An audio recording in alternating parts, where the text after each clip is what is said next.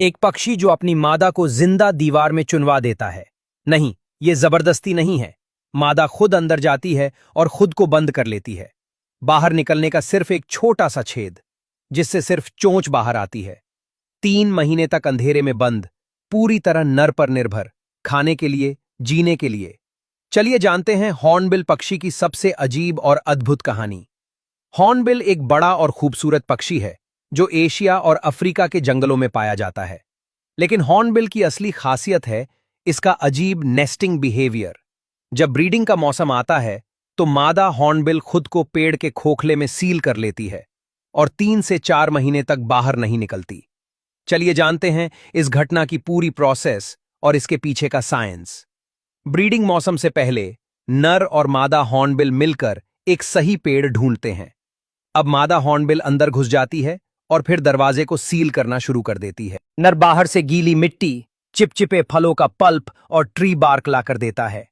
मादा अंदर से इन चीजों को अपनी चोंच से लगाकर एक दीवार बनाती है। धीरे धीरे पूरा दरवाजा सील हो जाता है। सिर्फ एक छोटा सा होल रखा होता है, इतनी छोटा कि सिर्फ मादा की चोंच बाहर निकल सके और नर उसमें खाना डाल सके। अब मादा कंप्लीटली कैद हो जाती है। सील होने के कुछ दिनों बाद मादा 2 से 3 अंडे देती है। इस पूरे टाइम में नर का काम है खाना लाना। नर फल या कीड़े लाता है और उस छोटे से छेद में डालता है। मादा अंदर से चोंच बाहर निकालकर खाना लेती है। 3 से 4 हफ्ते में अंडे हैच हो जाते हैं और छोटे छोटे चूजे निकलते हैं।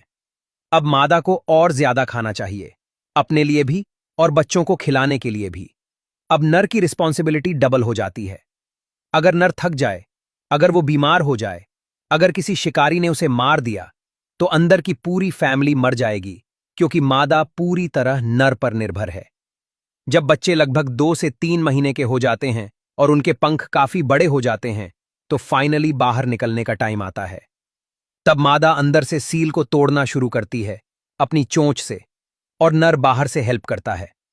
अब बच्चे और मादा दोनों सेफ होते हैं।